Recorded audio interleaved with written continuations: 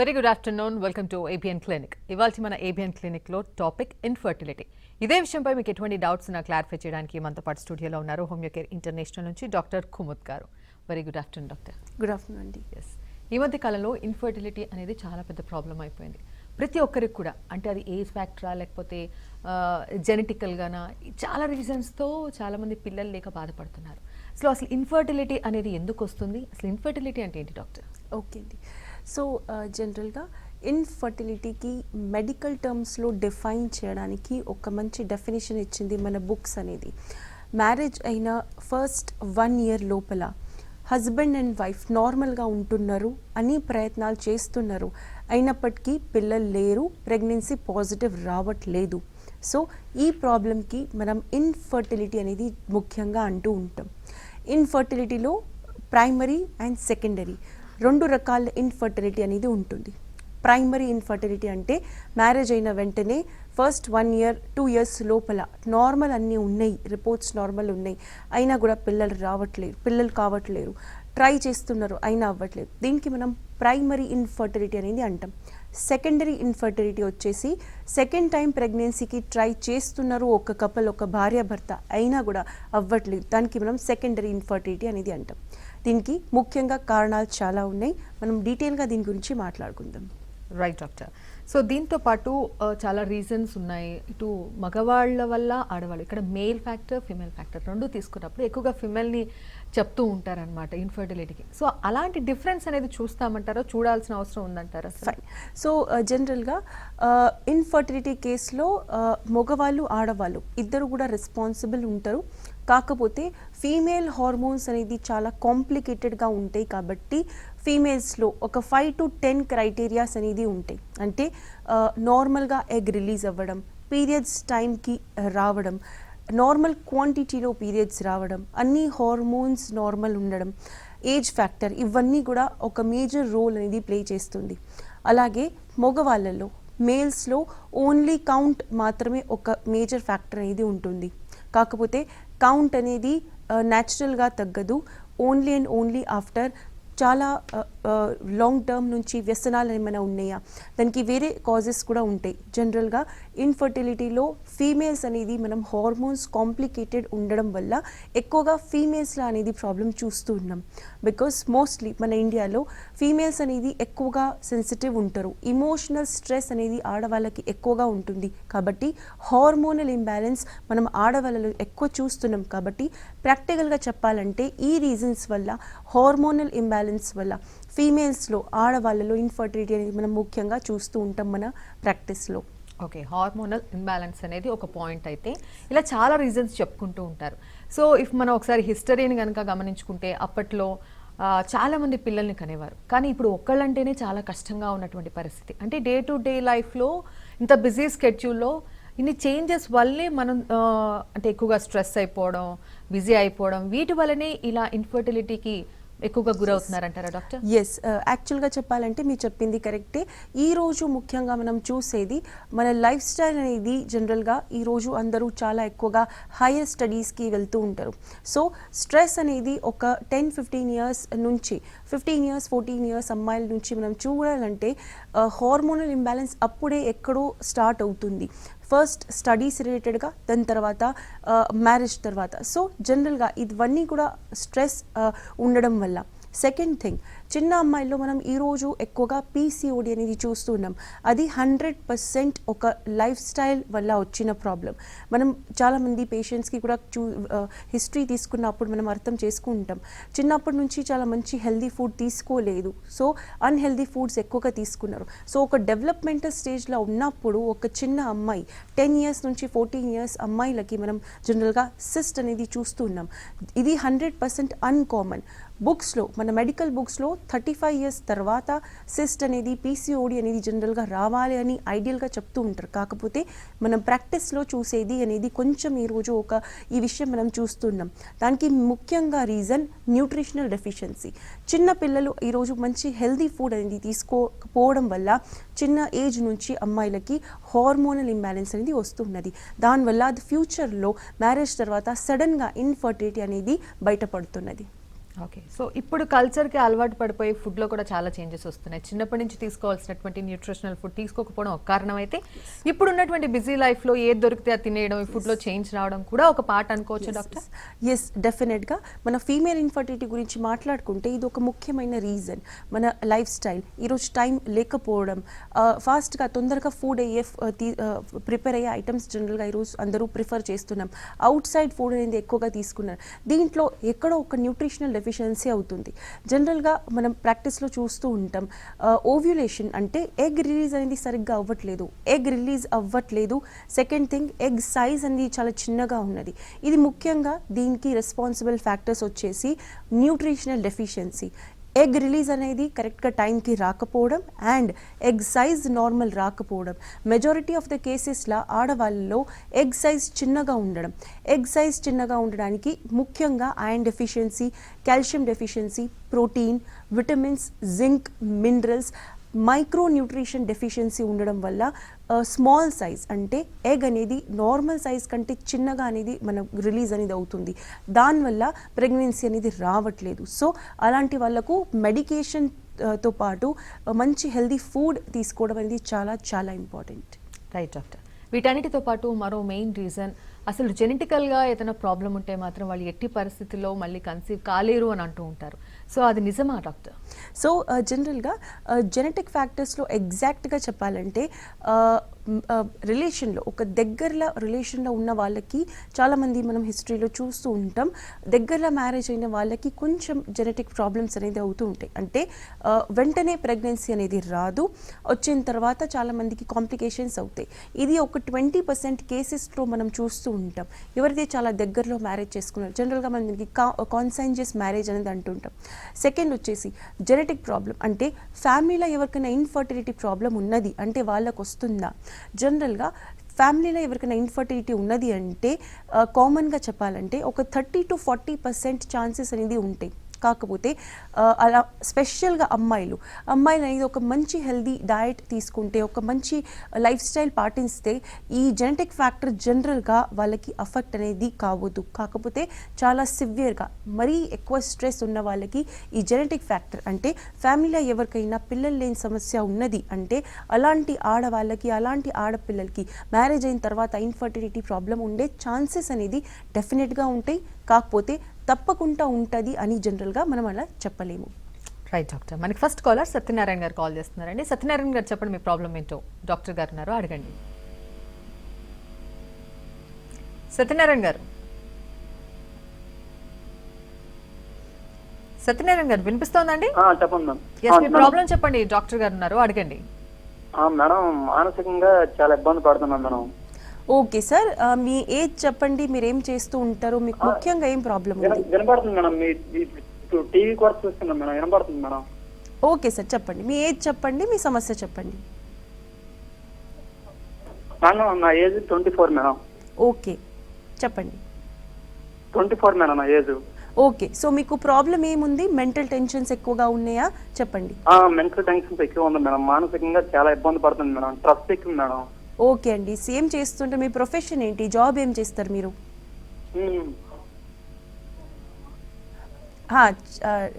మీరు జాబ్ ఏం చేస్తున్నారండి? మీరు వర్క్ చేస్తున్నారా, స్టూడెంటా ఇంకా? Present madam Hyderabad lift work చేస్తున్నాం మేడం. ఓకే అండి, ఫైన్. సరే, మీకు ఎలాంటి సిమ్టమ్స్ ఏమనిపిస్తున్నది? ఓన్లీ ఒత్తిడి అనిపిస్తుందా, బాగా ఎక్కువ టెన్షన్ అనిపిస్తుందా, ఏమనిపిస్తుంది, ఎగ్జాక్ట్గా ఏమనిపిస్తుంది? ఓకే అండి, ఫైన్, నేను మీకు ఆన్సర్ ఇస్తాను. సో జనరల్గా ఇప్పుడు ప్రెసెంట్ లైఫ్లో ఏజ్ వచ్చేసి 24 years కాలర్ గారు. చాలా ఒత్తిడి మేడం. ఓకే అండి, నేను మీకు ఆన్సర్ ఇస్తున్నాను సార్, నేను మీకు ఆన్సర్ ఇస్తున్నా. ఓకే, సో జనరల్గా ఇలాంటి కేసెస్లో 24 years age student come job అనేది చేస్తూ ఉన్నారు. సో చాలా ఎక్కువగా టెన్షన్గా ఫీల్ అవుతున్నారు, ఒత్తిడిగా ఫీల్ అవుతున్నారు. సో ఇవి జనరల్గా ఎవరికి అవుతున్నాయి? ఈరోజు అగైన్ మన సిటీ లైఫ్లో చాలా ఎక్కువగా కాంపిటీషన్ ఉండడం, చిన్నప్పటి నుంచి స్పెషల్గా అబ్బాయిలకి, ఎవరైనా సరే అమ్మాయిలైనా సరే అబ్బాయిలైనా సరే ఒక స్ట్రెస్ అనేది ఉంటుంది. ఇది డిగ్రీ చదవాలి, ఇవి చెయ్యాలి, ఒక గోల్స్ ఉంటాయి లైఫ్లో, ఇది చదివి ఇది మనం ఫ్యూచర్లో చెయ్యాలి.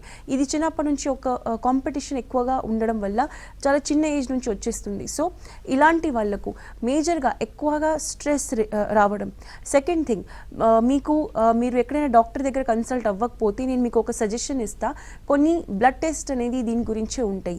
విటమిన్ B12, నార్మల్ CBC, ఇవన్నీ కూడా డెఫిషియన్సీ ఏమైనా ఉంటే కూడా మీకు అవసరం ఉన్నంత కంటే ఎక్కువగా మీకు ఒత్తిడి, టెన్షన్ అనేది ఫీల్ అవుతున్నది. సో జనరల్గా మనం అనుకుంటాం టెన్షన్ అనేది చాలా నార్మల్, ఈరోజు స్ట్రెస్ ఉండడం చాలా నార్మల్ అని ఇది మనం యాక్సెప్ట్ చేసుకున్నాం. కాకపోతే కొన్ని న్యూట్రిషనల్ డెఫిషియన్సీ ఉండడం, లేకపోతే ఫ్యామిలీలో ఎవరికైనా కొన్ని సైకలాజికల్ ప్రాబ్లమ్స్ ఉండడం, ఎక్కువగా ఫ్యామిలీలో స్ట్రెస్ ఉండడం, ఇవన్నీ కూడా ఒక రీజన్ ఉంటుంది ఇంత చిన్న ఏజ్లో ఒత్తిడి, టెన్షన్ అనేది ఫీల్ అవ్వడం. సో మీ దీనికి డెఫినెట్గా ఒక మంచి ట్రీట్మెంట్ తీసుకోండి. నార్మల్గా దీనికి కోర్స్ అనేది 6 months to 8 months ఉంటుంది. మీరు హెల్దీ డయట్ తీసుకుంటూ మంచి న్యూట్రిషన్ తీసుకుంటూ మెడిసిన్స్ సరిగ్గా వాడండి. కాకపోతే మీకు ఆ మెడిసిన్స్ వల్ల ఎక్కువగా నిద్ర రావడం అనేది జరిగితే మెడిసిన్స్ అనేది ఎప్పుడు యూస్ చేయొద్దు. సో దీనికి డెఫినెట్గా సరిగ్గా అయిన ట్రీట్మెంట్ మీరు తీసుకోవాలి. మీకు కౌన్సిలింగ్ కూడా దీనికి ఉంటుంది. డెఫినెట్గా మీరు మెడిసిన్స్ వాడండి, బ్లడ్ టెస్ట్ కూడా చేయించుకోండి. ఇది ముఖ్యంగా మీకు ఉన్న లైఫ్ స్టైల్ గురించి మీకు ఈ ప్రాబ్లమ్స్ వస్తున్నాయి. ఎక్కువగా మీ టెన్షన్ పడాల్సిన అవసరం లేదు. దీనికి డెఫినెట్గా ఒక మంచి ట్రీట్మెంట్ అనేది ఉన్నది. Right doctor. మరి నెక్స్ట్ కాలర్ కరీం గారు హైదరాబాద్ నుంచి కాల్ చేస్తున్నారండి. కరీం గారు చెప్పండి మీ ప్రాబ్లం ఏంటో, డాక్టర్ గారు ఉన్నారు, అడగండి. నమస్తే కరీం గారు, మాట్లాడండి. కరీం గారు మీ టీవీ వాల్యూమ్ మ్యూట్ చేయండి, లేకపోతే మీకు కన్ఫ్యూజ్ అవుతారు. Sure madam. యా, నమస్తే సార్, చెప్పండి కరీం గారు, చెప్పండి. మేడం మాకు ఇట్లా మ్యారేజ్ చేసి 3 years అయిందండి. ఓకే సార్, మీ ఏజ్ ఎంత ఇప్పుడు? మ్యారేజ్ వచ్చి 20 years అండి, 28. 28. ఓకే అండి, సరే. సో మీరు పిల్లలు ఏం సమస్య ఉన్నదా మీకు? Yes madam. ఓకే, అంటే ఇంత ముందు చూపించుకున్నా, అంటే మా వైఫ్ కి ఇట్లాగా PCODs అని చెప్పారు. ఓకే అండి, ఫైన్. మీ టెస్ట్లు అన్ని నార్మల్గా ఉన్నాయో చూసుకున్నారా? అంటే మేము ఇట్లా స్పెర్మ్ అనాలిసిస్ మొత్తం చేసుకున్నామండి. ఓకే, సో రిపోర్ట్స్లో ఏమొస్తుంది? రిపోర్ట్స్ అంటే కొంచెం పర్లేదు ఉందని చెప్పారండి. Okay, fine. సో ఒక్కసారి కూడా ప్రెగ్నెన్సీ రాలేదు, అదేనా? Yes madam. ఓకే అండి, ఫైన్. సో మీ మ్యారేజ్ అనేది నార్మల్ సెపరేట్ ఫ్యామిలీస్లో అయిందా, ఏమైనా తెలిసిన వాళ్ళు దగ్గర రిలేషన్స్లో అయినాయా? హలో అండి, line cut. Okay. So question ఏంటి, 3 years నుంచి మ్యారేజ్ అయింది, కాకపోతే పిల్లలేని సమస్య అనేది ఉన్నది. రిపోర్ట్స్ చేసినప్పుడు వైఫ్కి PCOD అనే సమస్య ఉన్నది. కాకపోతే ఈ సమస్యకి ట్రీట్మెంట్ వాడుతున్నప్పటికీ కూడా ప్రెగ్నెన్సీ అనేది రావట్లేదు. సో జనరల్గా PCOD అనేది ఈ ప్రాబ్లంలో ముఖ్యంగా మనం చూస్తూ ఉంటాం 2 sides. మనకు రైట్ అండ్ లెఫ్ట్ ఓవేరీస్ అంటే అండాశయంలోకి వెళ్ళి అండం అనేది అంటే ఎగ్ అనేది రిలీజ్ అవుతుంది. ఎగ్ కరెక్ట్గా టైంకి రిలీజ్ అవ్వాలి, ప్లస్ ఇది సరిగ్గైన సైజ్తోని రిలీజ్ అవ్వాలి. ఈ ప్రాబ్లం PCODలో జనరల్గా మల్టిపల్ సిస్ట్ అంటే right left 2 sides multiple cyst అంటే 3 కంటే ఎక్కువ సిస్ట్ అనేది ఫామ్ అవుతాయి. ఈ సిస్ట్ అనేది బ్రేక్ అవ్వవు. ఈ సిస్ట్ బ్రేక్ అవ్వకపోవడంకి రీజన్ మేజర్గా హార్మోనల్ ఇంబ్యాలెన్స్ ఉంటుంది. అదే PCOD ఉన్న వాళ్ళకి హార్మోనల్ ఇంబ్యాలెన్స్ ఇంకా ఎక్కువగా అవుతుంది. సో మొదటి నుంచి హార్మోనల్ ఇంబ్యాలెన్స్ ఉండడం ప్లస్ దాంతోపాటు PCOD అవ్వడం, ఇవి 2 ముఖ్యమైన కారణం. సో PCODకి సరిగ్గైన ట్రీట్మెంట్ అనేది మీరు డెఫినెట్గా వాడుతూ ఉంటారు. సరిగ్గా ట్రీట్మెంట్ PCODకి ఎలా ఉంటుంది, మెడిసిన్స్ వాడాలి, హెల్దీ న్యూట్రిషియస్ ఫుడ్ అనేది తీసుకోవాలి, స్ట్రెస్ అనేది కొంచెం తగ్గించుకోవాలి, అలాగే మంచి ఎక్సర్సైజ్ అనేది చేయాలి. ఎక్కువగా వెయిట్ లిఫ్టింగ్ అనేది జనరల్గా PCODలో అవసరం ఉండదు. కాకపోతే మీకు జిమ్ అనేది ఏమైనా పాసిబుల్ ఉంటే మీరు డెఫినెట్గా చేయొచ్చు. ఇవన్నీ చేస్తుంటే మీకు PCOD గ్రాడ్యువల్గా తగ్గుతుంది. PCOD ఒక లైఫ్ స్టైల్ డిసార్డర్ అయిపోయింది. అంటే ఫిజికల్ ఎక్సర్సైజ్ ఏమీ లేకపోవడం, ఎక్కువ టెన్షన్ ఉండడం, ఇది మేజర్గా రీజన్. చాలా సింపుల్ సొల్యూషన్, కాకపోతే దీనికి ఒక టైం టేకింగ్ ప్రాసెస్ ఉంటుంది. అలా అని PCOD ఉన్న వాళ్ళకి ఎప్పుడు ప్రెగ్నెన్సీ రాదు, అది కూడా జరగదు. మెడిసిన్స్ వాడుతుంటూ మీరు చెప్పిన డైరెక్షన్స్ మీరు యూస్ చేస్తే, మీకు కరెక్ట్గా మీరు చెప్పినవన్నీ చేస్తే PCOD క్లియర్ అవుతుంది. సింపుల్ సిస్ట్ ఉన్నా కూడా మీకు ప్రెగ్నెన్సీ వచ్చే ఛాన్సెస్ అనేది డెఫినెట్గా ఉన్నాయి. Right doctor. Next caller Venkatesh గారు ఉన్నారు. వెంకటేష్ గారు చెప్పండి మీ ప్రాబ్లం ఏంటో, డాక్టర్ గారు ఉన్నారు, అడగండి. Okay, fine. సౌమ్య గారు సిద్ధంగా ఉన్నారు. సౌమ్య గారు మీ ప్రాబ్లం ఏంటో చెప్పండి, డాక్టర్ గారు ఉన్నారు, అడగండి. హలో మ్యామ్, నాకు మ్యారేజ్ అయ్యి 7 months అవుతుంది. ఓకే అండి. నాకు లైట్ గా పీసీఓడి ప్యాటర్న్ ఉందన్నారు. తర్వాత ఏదో మెడికేషన్ ఇచ్చారు. తర్వాత అంత నార్మల్ ఉందన్నారు. మా హస్బెండ్ కూడా అంత నార్మల్ ఉందన్నారు. ఓకే. ఈ మంత్ అంటే ఈ ట్రీట్మెంట్ ఇచ్చి మాకు మెడికేషన్ ఇచ్చారు. కానీ నాకు ఎందుకో బ్యాక్ పెయిన్, స్టమక్ పెయిన్, మధ్య మధ్యలో క్రాంపింగ్ లాగా ఉంది. అర్థం కావట్లేదు ఎందుకు అలా. నేను కన్సీవ్ అయ్యానా లేకపోతే ఏమైనా ఇష్యూ ఉందా? నాకు ఒక టాబ్లెట్ చెప్పారు, దానివల్ల ఏమైనా సైడ్ ఎఫెక్ట్ ఉందా అని మిమ్మల్ని కనుక్కుందామని కాల్ చేశాను. ఓకే. సో ప్రెసెంట్ గా మీకు సైకిల్స్ రెగ్యులర్ ఉన్నాయా? అంటే ఫస్ట్ 15 days అలా కొంచెం డిలే ఉండేది మ్యామ్. అంటే ఇప్పుడు నాకు 1 month 30 days కాకుండా 45 days కి వచ్చేవి. ఓకే. అది ఎప్పుడు స్కిప్ కాలేదు. ఓకే. సో ఫస్ట్ నాకు పీసీఓడి ప్యాటర్న్ అన్నారు. అబ్డామిన్ స్కాన్ చేసి తర్వాత చాలా రెగ్యులర్ గా టీవీఎస్ స్కాన్స్ అవన్నీ చేసి ఓకే మ్యామ్ ఇప్పుడు నీ బాగానే ఉంది అని చెప్పి మెడిసిన్స్ ఇచ్చారు. అది ఇచ్చాక రెగ్యులర్ గానే ఉంది. కరెక్ట్ గా 28 సైకిల్ కి నాకు 25th కల్లా వచ్చేస్తుంది. Okay, fine. సో మీకు లాస్ట్ స్కానింగ్ ఎప్పుడు అయింది మీది? అబ్డామినల్ స్కానింగ్ ఎన్ని మంత్స్ బిఫోర్ అయింది? Okay, fine. సో కాలర్ గారు అడిగింది మ్యారేజ్ అయ్యి 7 months అయ్యింది. ఫస్ట్ 45 days సైకిల్ ఉంటుండే, ఇప్పుడు నార్మల్గా మెడిసిన్స్ వాడిన తర్వాత అసిస్ట్ అనేది కరిగిపోయింది అండ్ నార్మల్గా పీరియడ్స్ వస్తూ ఉన్నాయి. సో ప్రెజెంట్గా కొన్ని డిస్కంఫర్ట్గా ఉన్నది. అర్థమైతే లేదు అది నార్మల్గా ఉన్నదా లేకపోతే ఏమైనా కన్సీవ్ అయ్యారా. సో జనరల్గా మీరు కన్సీవ్ అయినప్పుడు మీకు ఇలాంటి బ్యాక్ పెయిన్ కానీ క్రాంపింగ్ కానీ అబ్డామినల్ పెయిన్ అనేది చాలా మొమెంటరీ ఉంటుంది. అంటే కొంతకాలం మాత్రమే ఉంటుంది, కంటిన్యూస్గా ఉండదు. ఇది మీకు కంటిన్యూస్గా ఉన్నదంటే డెఫినెట్గా మీరు మరీ ఒక ఫ్రెష్ స్కానింగ్ రిపోర్ట్ అనేది చేయించుకోండి. స్కానింగ్ అనేది 3 monthsకి ఒక్కసారి మీరు డెఫినెట్గా చేయించుకోవచ్చు, మీరు సపోజ్ ప్రెగ్నెన్సీ ప్లాన్ చేస్తున్నారంటే. సో మీకు అర్థమవుతుంది అగైన్ మీకు ఏమైనా సిస్ట్ డెవలప్ అవుతుందా. ప్రెజెంట్గా మీరు కొంచెం మీకు వర్క్ అనేది ఎక్కువగా అవుతాయి లేకపోతే టెన్షన్ అనేది ఎక్కువగా పడుతుంటే అది కొంచెం తగ్గించుకోండి. అండ్ కొంచెం సన్లైట్ అంటే ఎండలో కొంచెం కూర్చోండి. ఇది ఏదైనా రీజన్ ఉండొచ్చు, న్యూట్రిషనల్ డెఫిషియన్సీ ఉండొచ్చు, లేకపోతే మీ బాడీలో కొన్ని క్రాంప్స్ అనేది వింటర్స్లో కాల్షియం డెఫిషియన్సీ వల్ల కూడా అవుతుంది. సో ఒక బ్యాలెన్స్డ్ హెల్దీ డైట్ తీసుకోండి, కొంచెం ఎండలో ఉండండి. అయినప్పటికీ మీకు ఇది కంటిన్యూ అవుతుందంటే డెఫినెట్గా మీరు సోనోగ్రఫీ యూఎస్జీ అబ్డామిన్ మళ్ళీ ఒక్కసారి రిపీట్ చేయండి అండ్ మీ డాక్టర్కి కన్సల్ట్ అవ్వండి. కొంచెం నీళ్ళు అనేది ఎక్కువగా తాగండి. నీళ్ళు తక్కువ తాగితే అంటే మన బాడీలో ఫ్లూయిడ్స్ వాటర్ తక్కువ అవుతాయి కూడా ఇలాంటి క్రాంపింగ్ అండ్ పెయిన్స్ అనేది ఇంక్రీజ్ అవుతాయి. సో ఇవన్నీ మీరు మైండ్లో పెట్టుకొని మీరు డిసిషన్ అనేది తీసుకొని ఒక్కసారి మళ్ళీ స్కానింగ్ చేయించుకోండి. ఇది మేజర్ ప్రాబ్లం జనరల్గా లేదు. Right doctor. ఏ ప్రాబ్లం ఉన్నా సరే క్యూర్ అవ్వడానికి ఎటువంటి సైడ్ ఎఫెక్ట్స్ లేని ట్రీట్మెంట్ అంటే హోమియో అనేది అందరు ఫిక్స్ అయిపోయారు. సో ఎస్పెషలీ హోమియో కేర్ ఇంటర్నేషనల్లో ఇన్ఫర్టిలిటీకి ఎటువంటి ట్రీట్మెంట్ ఉంది డాక్టర్? ఎస్. సో జనరల్గా మనకు ఎవరైనా పేషెంట్ ఫస్ట్ వచ్చినప్పుడు మనం ఒక డీటెయిల్డ్ కేస్ టేకింగ్ అనేది చేస్తాము. ఇన్ఫర్టిలిటీ కేసెస్లో ఎవరికైతే ప్రాబ్లం ఉంది 90% కేసెస్లో రిపోర్ట్స్ అనేది తీసుకొని వస్తారు. ఆ రిపోర్ట్స్ బట్టి మనం జనరల్గా ఎగ్జాక్ట్గా ఎక్కడ ప్రాబ్లం ఉన్నది, లైఫ్ స్టైల్లో ప్రాబ్లం ఉందా, ఆ లైఫ్ స్టైల్ వల్ల ఏమైనా ప్రాబ్లమ్స్ ఉన్నాయంటే కరెక్ట్గా పేషెంట్ బట్టి ఒక ఫిజికల్ డైట్ చార్ట్, ఫుడ్ ఏం తీసుకోవాలి ఏమి తీసుకోవద్దు, ఎలాంటి ప్రికాషన్స్ పెట్టుకోవాలి. దీంతో పాటు మనం కౌన్సిలింగ్, హస్బెండ్ వైఫ్ ఇద్దరికి కౌన్సిలింగ్ చేసుకుంటూ ఒక కాన్స్టిట్యూషనల్ ట్రీట్మెంట్ అంటే హిస్టరీ తీసుకున్నప్పుడు ఒక కరెక్ట్ అయిన మెడిసిన్ అనేది ఉంటుంది మన హోమియోపతిలా, స్పెషల్గా మన హోమియోకే ఇంటర్నేషనల్లో.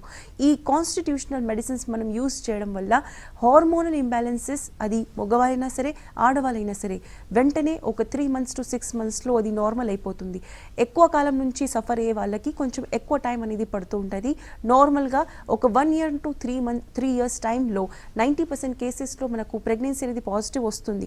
కాకపోతే ఎగ్జాక్ట్గా మీకు ఎప్పటి నుంచి ప్రాబ్లం ఉంది దాన్ని బట్టి మీ డ్యూరేషన్ అనేది ఫిక్స్ అవుతుంది. నార్మల్గా ఈ ఏదైతే జీసీఎస్ అంటే కాన్స్టిట్యూషనల్ ట్రీట్మెంట్ వల్ల హార్మోన్ ఇంబ్యాలెన్స్ జనరల్గా అన్నీ తిరిగి రివర్స్ అయిపోతాయి అండ్ దానివల్ల మీకు మంచి న్యాచురల్గా ఎలాంటి సైడ్ ఎఫెక్ట్స్ లేకుండా ప్రెగ్నెన్సీ అనేది వస్తుంది అండ్ ప్రెగ్నెన్సీ అప్పుడు కూడా ఎలాంటి సైడ్ ఎఫెక్ట్స్ అనేది ఉండవు. ఓకే. సో మరి ట్రీట్మెంట్ అనేది ఎన్ని రోజులు ఉంటుంది, దీనికి మెడికేషన్ ప్రాసెస్ ఎలా ఉంటుంది? అంటే చాలా మంది కన్సీవ్ అవ్వడానికి కొంతమందికి వెంటనే వస్తుందంటారు, కొంతమందికి లేట్ అవుతుందంటారు. So what's the difference doctor, ఎలా ఉంటుంది? సో జనరల్గా మనం చూస్తూ ఉంటాం చాలామంది మనం చెప్పినవి కరెక్ట్గా ఫాలో అవుతూ ఉంటారు. అలాంటి వాళ్ళకి రిజల్ట్స్ అనేది ఫాస్ట్గా వస్తున్నది. బికాస్ మనం హిస్టరీ తీసుకున్నప్పుడు కరెక్ట్గా అర్థం అవుతున్నది ఎక్కడ లూప్ హోల్స్ ఉన్నాయి, ఎక్కడ ప్రాబ్లం ఉన్నది అది మనం కరెక్ట్గా ఐడెంటిఫై చేసుకుంటాం. కాబట్టి ఎవ్రీ పర్సన్ పర్సన్కి మనం ఒక పీసీఓడి కేసు ఉన్నది, పీసీఓడి కేసెస్ 10 మెంబర్స్ ఉన్నారు, దాంట్లో అందరికీ సేమ్ మెడిసిన్స్ అనేది ఉండవు, అందరికీ హిస్టరీ అనేది సేమ్ ఉండదు. చాలామందికి రీసెంట్గా ఒక 2-3 మంత్స్ బిఫోర్ పీసీఓడి డయాగ్నోజ్ అవుతుంది, చాలామందికి 10 ఇయర్స్ నుంచి కూడా ఉన్న వాళ్ళు ఉంటారు. So depending upon the case మనం డ్యూరేషన్ అనేది కరెక్ట్గా చెప్తాం. ఈ డ్యూరేషన్లో చాలా రీసెంట్గా అంటే ఒక ఫ్యూ మంత్స్ బిఫోర్, ఒక 3-4 మంత్స్ ముందు మీకు పీసీఓడి డిటెక్ట్ అయింది అంటే 1 year 6 months నుంచే పీసీఓడి ఉన్న వాళ్ళకి వెంటనే జనరల్గా ప్రెగ్నెన్సీ అనేది పాజిటివ్ వస్తుంది. పీసీఓడిలో మేజర్గా హెల్త్ అనేది మన లైఫ్ స్టైల్ బట్టి ఉంటుంది. మన ఓవ్యులేషన్ అంటే ఎగ్ రిలీజ్ ప్రాసెస్కి ఓవ్యులేషన్ అంటాం. ఇది ఎగ్ రిలీజ్ ప్రాసెస్కి ఫాస్ట్ చేయడానికి కొన్ని మెడిసిన్స్ ఉంటాయి. దాంతోపాటు ఈ కాన్స్టిట్యూషనల్ మెడిసిన్స్తోని మినిమం 12 months నుంచి ఒక 2 to 3 years వరకు 100% అనేది ఇన్ఫర్టిలిటీ కేసెస్లో రిజల్ట్స్ అనేది ఉంటాయి. అలాగే మేల్స్లో చాలామందికి ఎజోస్పర్మియా, ఒలిగోస్పర్మియా అంటే కౌంట్ ప్రాబ్లం అనేది ఉంటుంది. ఈ కౌంట్లో ఎగ్జాక్ట్గా ఏం ప్రాబ్లం ఉంది అది మనం చాలా డీటెయిల్గా స్టడీ చేసి ఆ కౌంట్ దేని వల్ల తగ్గుతున్నది, ఫస్ట్ ఎంత కౌంట్ ఉంది, మెడిసిన్ స్టార్ట్ చేసిన తర్వాత ఎంత కౌంట్ ఉంది, ఇవన్నీ కంపారిటివ్ చేసిన తర్వాత మనం కరెక్ట్గా ఏదైతే చెప్తామో అది ఫాలో అవుతే ఫాస్ట్గా ఒక 6 months to 12 monthsలో రిజల్ట్స్ అనేది ఉంటాయి.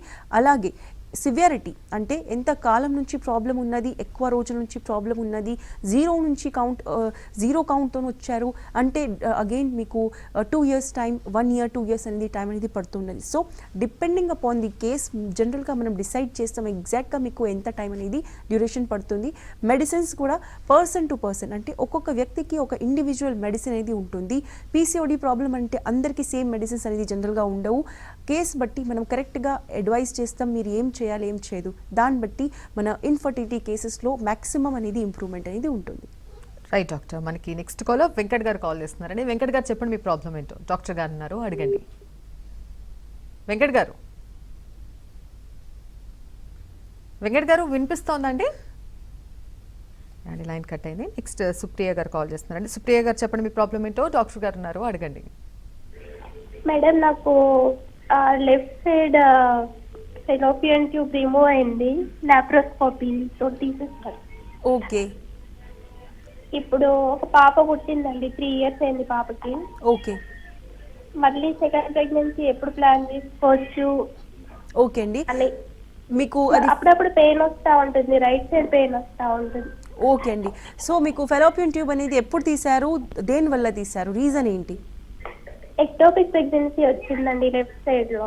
ఓకే, ఎన్ని ఇయర్స్ బ్యాక్? 1.5 months జూన్ లో అయిందండి. జూన్ 5 months దాకా అయిపోయింది. ఓకే అండి, సరే నేను మీకు ఆన్సర్ ఇస్తాను.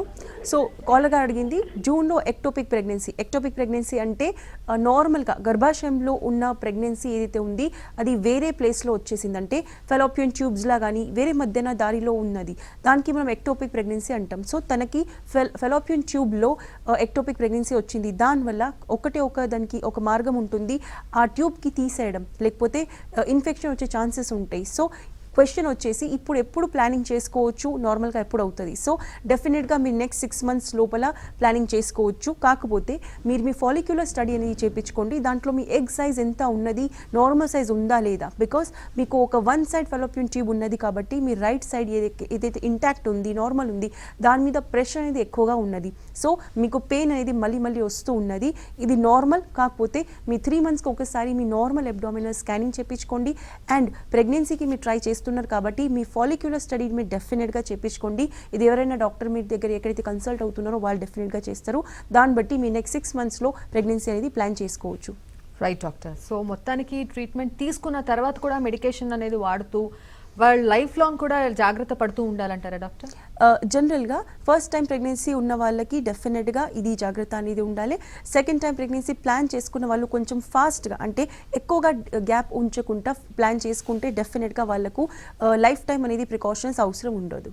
రైట్ డాక్టర్, సో దీంతో పాటు మగవారు కూడా భార్యాభర్తలో భర్త ఎక్కువగా స్మోకింగ్ చేసిన, ఆల్కహాల్కి అడిక్ట్ అయినా, సో అప్పుడు కూడా ఇన్ఫర్టిలిటీకి చాలా పాసిబిలిటీస్ ఉన్నాయని అంటారు. ఎగ్జాక్ట్లీ. సో వాటి గురించి ఎస్, డెఫినెట్గా అడిక్షన్స్ అంటే డ్రింకింగ్, స్మోకింగ్, ఎక్కువగా టీ కాఫీ తీసుకోవడం, సాఫ్ట్ డ్రింక్స్ అయినా హార్డ్ డ్రింక్స్ అయినా ఇవన్నీ కూడా మగవాళ్ళలో ఈ స్పర్మ్ కౌంట్కి తగ్గిస్తున్నది.